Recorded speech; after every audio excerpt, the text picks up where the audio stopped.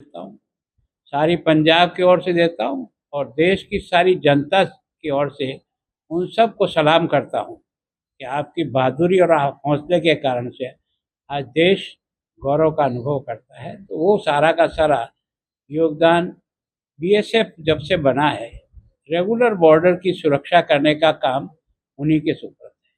मैं सोचता हूँ कि कठिन से कठिन जगह पर भी, चौकियों पर भी, किसी भी प्रकार का वहाँ स्थिति है, उसका मुकाबला करते हुए बॉर्डर पर खड़े रहना और अपने एक तरह से गौरव को बढ़ाने का जो काम करता है वो बीएसएफ करता है।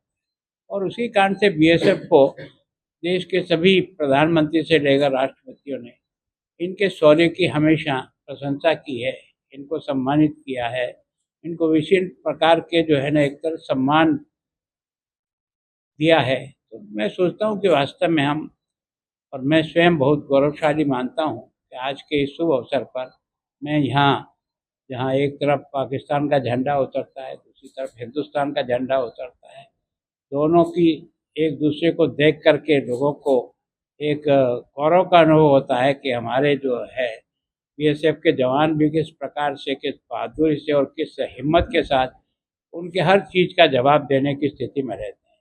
तो वास्तव में बहुत ही सौभाग्य की बात है। आप सभी यहाँ मीडिया के माध्यम से, मैं सोचता हूँ, मैं पहले भी आया हूँ 20 साल पहले, लेकिन इतनी बड़ी संख्या में नहीं। आज तो ऐसा लगता था कि जितना कैपेसिटी बनाई है ना, सामान्यतः आज वर्किंग डे है, वर्किंग डे के दिन भी इतने अधिक लोगों का यहाँ आने का मतलब निश्चित रूप से वो ये महसूस करते हैं कि भारत का गौरव बढ़ा, भारत का सम्मान बढ़ा। बढ़ाने वाले लोगों को हम अपनी ओर से एक तरह से बधाई और धन्यवाद दें। उसके लिए सारे देश की जनता यहाँ आती है, किसी एक प्रांत की नहीं है, सभी प्रांत की जनता यहाँ होगी। धन्यवाद सर। आप यहाँ पर पहुंचे हो और एक जो दुख होता है जिस बात को देखने का, स्मॉग इतना ज्यादा है, खासतौर पर हम पाकिस्तान की तरफ देखें तो बहुत ज्यादा स्मॉग पड़ा हुआ है। उसके संबंध में आप महामहिम हो, क्या कहेंगे आप? देखो, मैं सोचता हूँ कि निश्चित रूप से यहाँ जिस प्रकार का अभी वायुमंडल में जिस प्रकार का प्रदूषण दिखाई देता है, मैं सोचता हूँ केंद्र सरकार का इस ओर ध्यान तो गया है, लेकिन अभी जितने प्रयत्न हुए हैं वो उसकी तुलना में अभी कम पड़ गए हैं। तो मैं सोचता हूँ कि उसको बढ़ाने के बारे में हम भी केंद्र सरकार से आग्रह करेंगे।